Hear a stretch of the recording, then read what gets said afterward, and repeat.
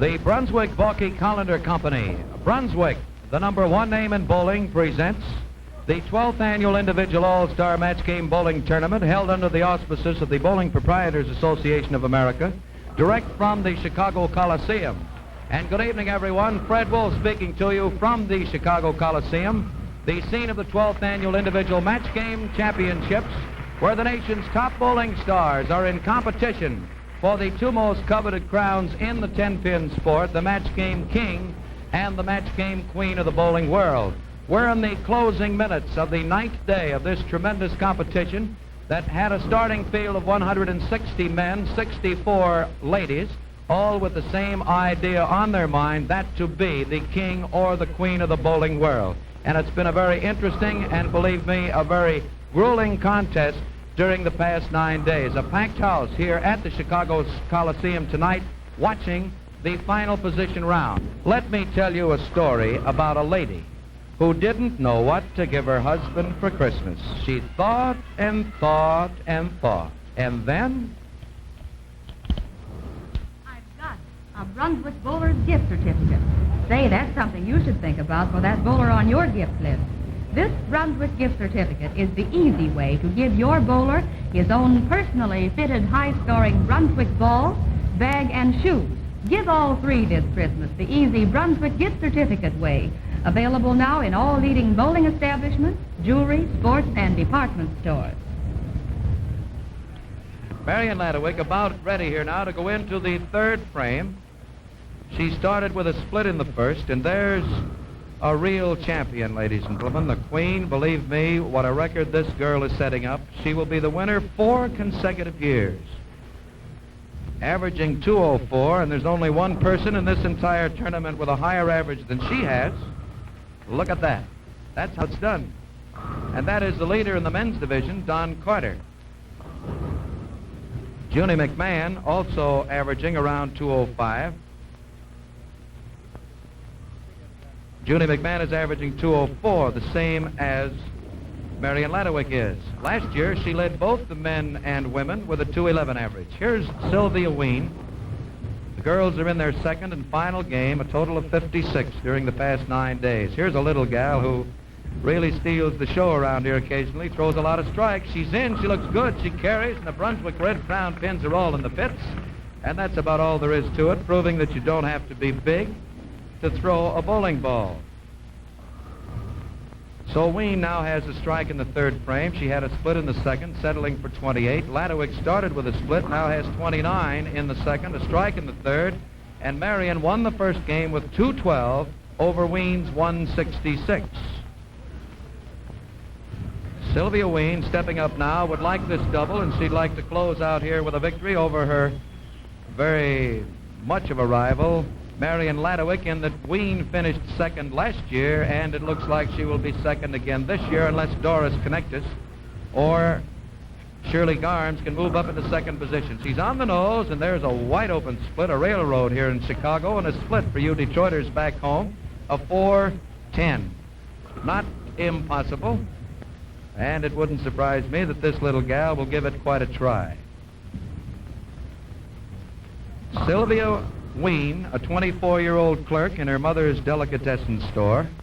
Of course, she loves to bowl. She will tell you she bowls 10, 15 games every day of the week. Throwing at the split, let's see what happens. A little bit too much to the left, and she leaves up the 2, settling now for 54 in the fourth, and Ladwick out in front by approximately 12 pins as she steps up here, ready to go into frame number 4, as you see on the telescore. Better fix that one up, boy. 54, that's it. Here's Ladwick now with a split, the spare, and the strike. She'll be trying to make it 2 to put herself about 20 pins out in front.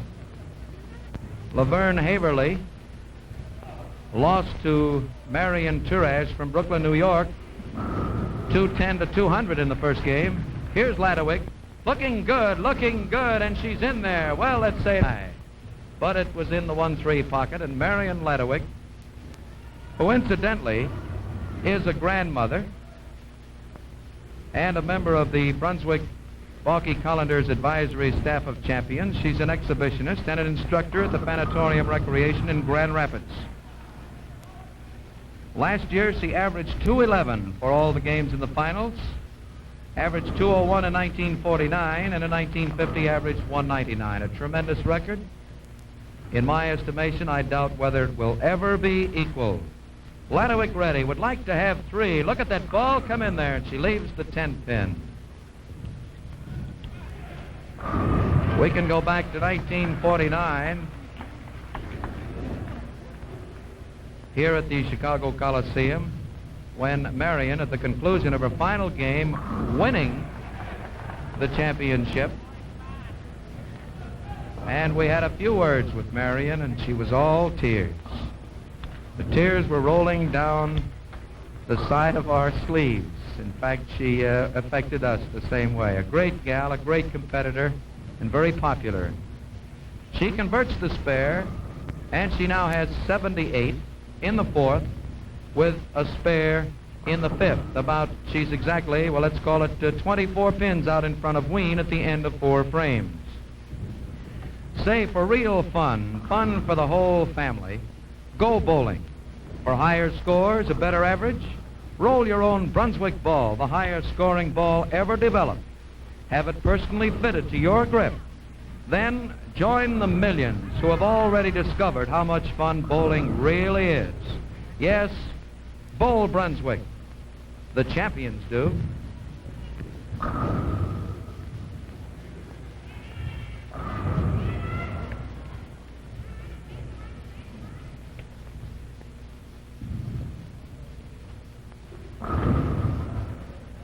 Little Sylvia stepping up in the 10th frame of her final game, the 56th game.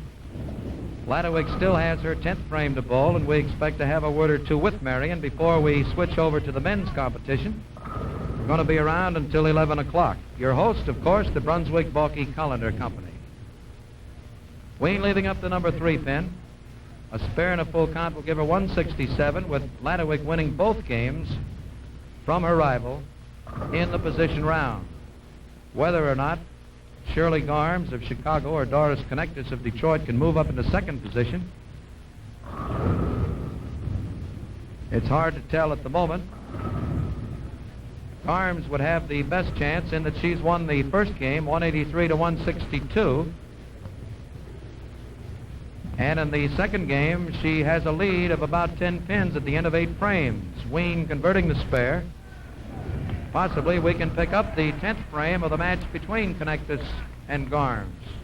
Wien converted. Say, you know, only the best is good enough for the champs. That's why Brunswick equipment is used exclusively here at the All-Star, the American Bowling Congress Tournament, and other top bowling events all over the country.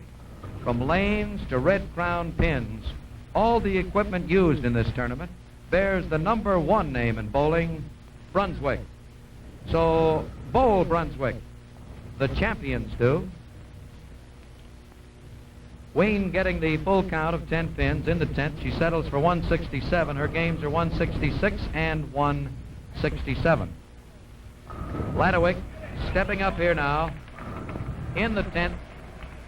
As Labansky getting a big hand from the crowd, doubling in the 10th for a 240 game, and Labansky is now ahead of McMahon and will move into 2nd position as the boys get ready to tee off to go into game number 100. 64 games in the finals and 36 in the qualifying rounds. Here's the champ. 4 times the queen of the bowling world, winning this event all 4 times that the ladies have been invited. She's in there and leaves the number 10 pin. There's some talk in the press section of having Marion entered in the men's division next year. Eddie Labansky's telescore, a 245 game, and Eddie defeated Joe Willman. Willman's game was 187. The first came to Willman 219 to 191. Labansky following with a 233 and a 245, and the young Detroiter closing with a tremendous rush as Ladowicz shoots at the 10 and converts, and she's going to have herself 2 more 200 games, and I believe the figure will be approximately, this is not official, 21 games over 200 in the 32 games in the finals. And it might interest you also to know that her low game in all the entire competition was 176. The next low game was 184, and I believe that will be the envy of all of the men in this tournament, because I don't think anyone else can say that their low game was 176. We've seen some low ones up here. Ladderwick ready, throwing, closing with 8 pins for 214. Marion Ladderwick. We've just received a flash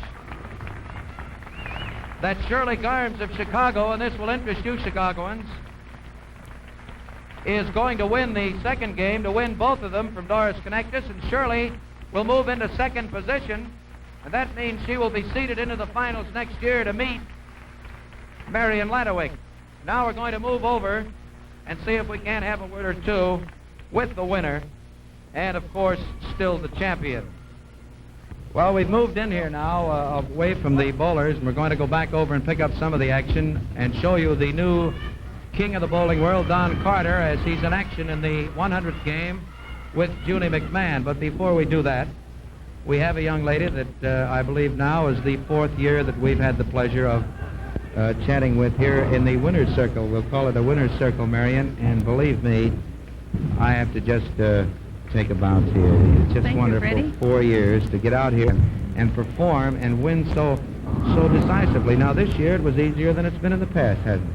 I don't think it'll ever be easy. It'll ever be easy. No. You had 10-point lead going in. You defeated Ween 2 games, so you're going to end up with around an 11 or 12-point margin, and that looks easy as far as the standings are concerned, but bowling 56 games in 9 days... That isn't easy. That isn't easy. She has the answers for that one. Marion, what are your plans from here? Well, I'm going to rest for at least a week, I think. You're going to rest for a week. Christmas shopping. Probably go to bed for a week. You get pretty tired out here. How about your hand? People are very interested in your thumb or your fingers. Is pretty sore. I see a little blister here on the back. Pretty sore. And what about the folks out Grand Rapids way? They pretty pleased, they're I pretty imagine? enthused about it. Yes, they are. How did you feel when the tournament started, Marion? Did you think that you would have as easy a time as you did? I know you don't expect me to say that, but we all thought that it was a breeze for you this year. No, I figured it was tough all the way through because each opponent was tough. Well, I agree with that. When the final started, it looked like there were some very tough gals in there who would give you a rough time, but as matches went on and the time went on, the class was there, and the winner and still the champion for the 4th year. Marion, congratulations to you. Good luck. I'm very happy about it. Thank Marion you, Freddie. Ladderwick, the Queen, ladies and gentlemen, 1952. Good luck to you. Thanks, Freddie. Now we'll move our equipment in just a moment and try to cover the final game, the 100th game, between Junie McMahon, the defending champion, and Don Carter of Detroit, who will be the new champion. But first, I have a tip for you Christmas shoppers. The perfect Christmas gift for the bowler on your list is inside this envelope.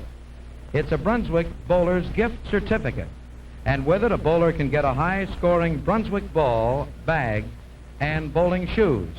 So why not stop in at your favorite bowling lane, sports, jewelry, or department store and pick up a Brunswick Bowler's Gift Certificate?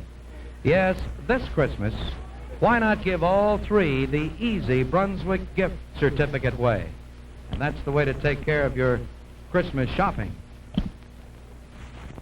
We're looking at Junie McMahon at the moment with Don Carter to the right of your screen. See? It's all settled. And here's Junie McMahon, the boy who thrilled everybody here last year in winning this event for the 2nd time, to join Andy Virapapa and Connie Schwagler as the only 2-time winners. McMahon on the nose, leaving the 3, 6, and the 10.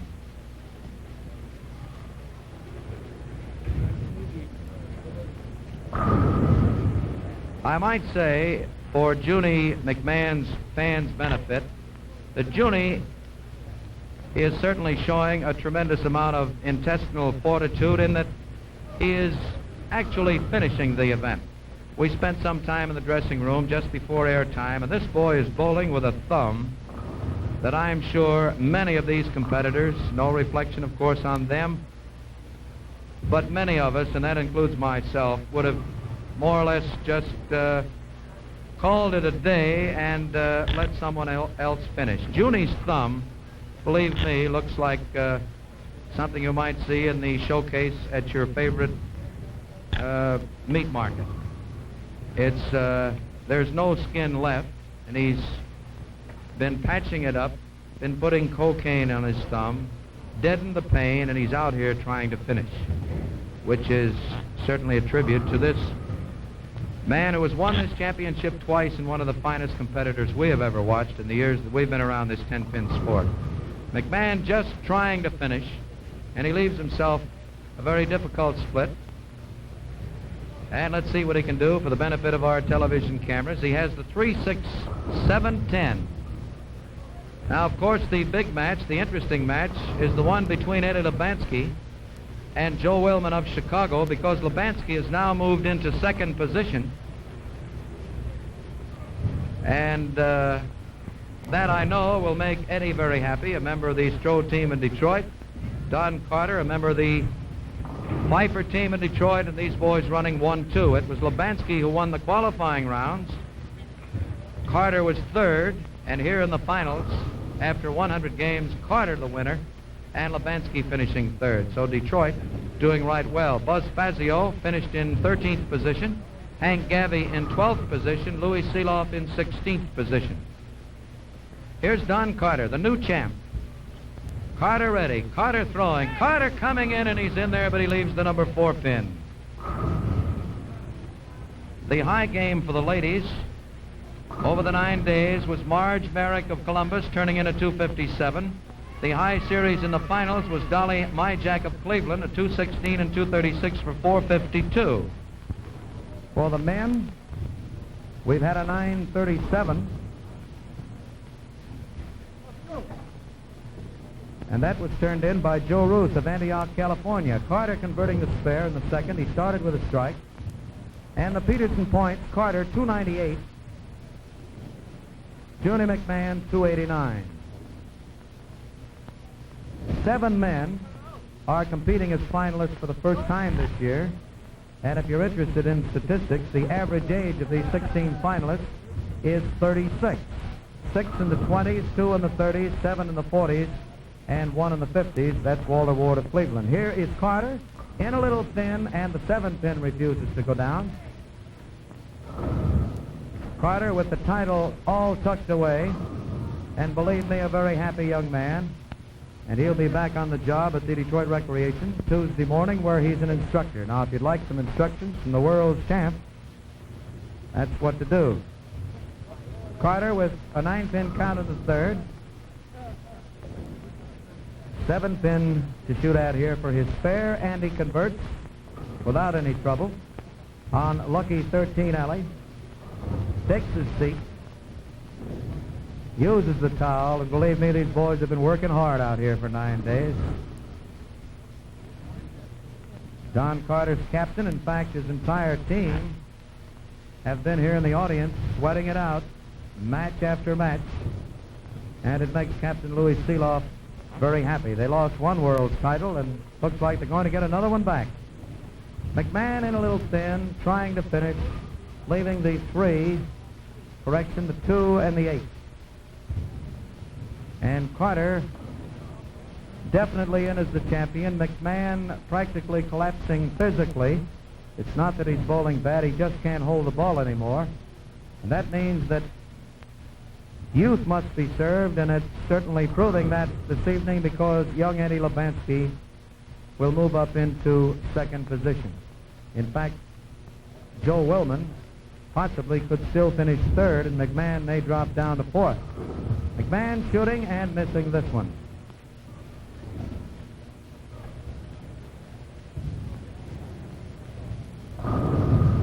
Don Carter, the winner and the new champion, and he joins boys like Junie McMahon, Dick Hoover, Connie Schwogler, Andy Barapapa, Joe Willman, who was the champion in 1945, Buddy Bomar, Ned Day, and Johnny Crimmins of Detroit, who has never been recognized as the champion, but the boy who won this event back in 1941 when it was held for the first time. At that time, the winner of this event went on to meet the champion in an 80-game match, and Crimmins was defeated by Ned Day in that match.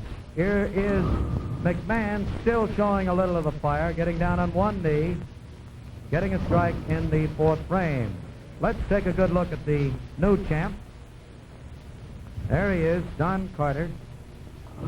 This boy was a member of Mort Luby's All-American team last year. In fact, so was Junie McMahon. So it looks like Mort Luby knows how to pick the All-Stars. Don Carter, former ball player. A little high, and he leaves the number 6 pin. Quite a story about Don in that he was in the Philadelphia Athletics chain as a ball player. He was a pitcher and a utility infielder. Played a couple of years and said that he lost too much weight. Decided to get out of baseball, got into bowling in St. Louis, established some tremendous records in St. Louis, and came to Detroit this year to join the world champion Pfeiffer team. Carter converting his spare in the fourth. That title, of course, the Pfeiffer team dropped this year, but they are still the ABC champions. But they have regained a world's title in this, the singles championship, and this will be the first time that the Motor City, the nation's bowling capital, will have won this championship. It's the only one they've missed. It's the one they've wanted, and it looks like 1952 is the year that will do it for them. Carter now stepping up at the fifth frame. Carter, incidentally, gets a callus in the palm of his right hand. There's a strike. Those red crowns scattering all over. Carter takes his seat, and up steps Junie McMahon. Say, did you know that young lady? Do you know that young lady right there? Sure you do. That's Marion Ladderwick, now 4 times the champion. Here's somebody else you know, Joe Willman, a former champion. And this young man, Dick Hoover, the 1950 champion. Yes, an overwhelming majority of this year's finalists in this great all-star bowling tournament rolled their own Brunswick Mineralite ball, the highest scoring ball ever developed. Follow the lead of these champions. Get your own personally fitted Brunswick ball, then bowl Brunswick like the champions do. There's McMahon in the 6th, on the nose, leaves the 310. The baby split, and there's a tired man. Junie McMahon. Junie rolled a 300 in this event last year. In fact, it was on December the 15th. That will be a year tomorrow. Joe Willman is leading Eddie Lubanski by 5 pins at the end of 4 frames. This is the final game, the 100th game, and Lubanski would like to win this one to keep that second position. Here's McMahon throwing that back of his as he does on cross alley spares, putting the ball right between the 310 and converting it. But he's had 2 open frames, and up steps Don Carter. Now in this match, it was set up this way. Carter had a lead of 6.43 Peterson points. McMahon's job, there's a strike by the new champion. McMahon's job was simply this, that he had to win all 4 games by a margin of 144 pins. And that's asking quite a lot when you have a competitor like Don Carter out there. So here's what's happened. In the first game, McMahon was the winner, 192 to 173. So it still was possible that McMahon could do just that, pick up the 144 pins. But Carter won the second game, 187 to 159, just like that. And that's 3 in a row for Carter. And then Carter, freewheeling with the title in his pocket, shot 228 the third game to McMahon's 182, and now has a triple up here in the 100th game as the curtain is beginning to fall on this, the greatest of all bowling tournaments. One of the greatest tests that could be asked of a bowler, in that they must bowl 100 games over 9 days on brand new alleys, specially constructed for the event here in the Chicago Coliseum by the Brunswick Balke Collender Company. Here's McMahon on the Brooklyn side, and Junie has himself 3 frames to go. And then I imagine Junie will return to Fair Lawn, New Jersey, and take himself a rest. He was a member of the All-American team last year, along with Don Carter. Bill Lillard, also a member of that All-American team, all out here as finalists. Buzz Fazio, also a finalist, was a member of the 1952 team. Going to see if we can check the games for the Bill Lillard-Eddie Brocious match. All three games. They're going into their fourth game now. As Jimmy Butts, who is helping us here, is going down to take a look at the telescore. McMahon on the nose, and he has the 410. The 410 split. Judy McMahon. Eddie Lubanski, the first time a finalist in this event, finishing in second position, certainly is also a fine bit of work by this young Detroiter, who will have to be reckoned with in years to come in this event, now that he has had 1 year's experience going through this 64-game test in the final. Another youngster, Stan Gifford from Portland, Oregon, a 20-year-old young fellow, will also be certainly much wiser, as McMahon just missed the 4, taking the 8 pins, cutting him off at 118 in the 8th, while Carter steps up now with 3 strikes. Started with a strike, 3 spares, and now 3 strikes. And here's the winner and the new champion,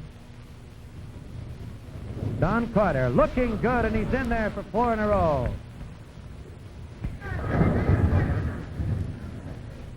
Don Carter, former St. Louis boy, and Don told me that his greatest rooter, his mother,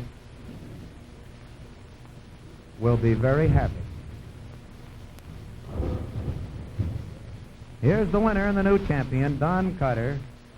Finished 4th last year. This is his 4th All-Star. He's been bowling 13 years, throwing and missing the head pin, leaving the 1-2-4 in the 8th. But he'll have a 220 game if he converts this one and gets his spare in the 10th frame. In the match between Bill Lillard and Eddie Brocious, the 2 Chicago stars, Brocious won the first game 189 to 176. Lillard coming back to win the second 245 to 180, and also the third game 235 to 182. Don Carter, who incidentally has the high game in the qualifying rounds at 279, converts the spare, and here he is, the winner and the new champion, Don Carter, because I doubt whether we'll be able to get in a word with Don as our time is running right along. Say, does this young lady know what she's talking about?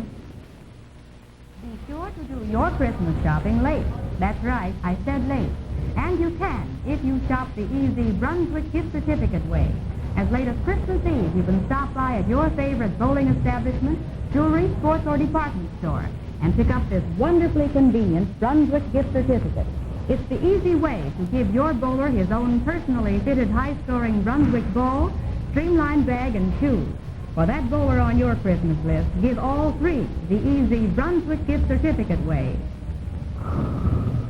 Judy McMahon in here now. We're in the closing minutes of this, the 12th annual All-Star Tournament at the Chicago Coliseum, as McMahon throws a beautiful strike in the 9th, and he's had his troubles in this, the 100th game. That looks very much like Eddie Lubanski will be in that second position. This is unofficial, of course. Carter, we know, is the winner and the new champion, with Marion Ladowicz the winner for the 4th straight year. McMahon stepping up, and he has this frame to finish. Now, I mentioned earlier that to finish with a thumb like this boy has, believe me, you've got to tip your hat to him.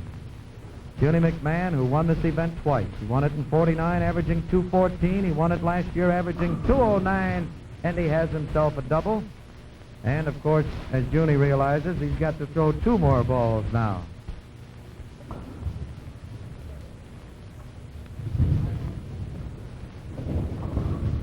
I might say that we certainly have a capacity house here at the Coliseum tonight, watching the final night of action.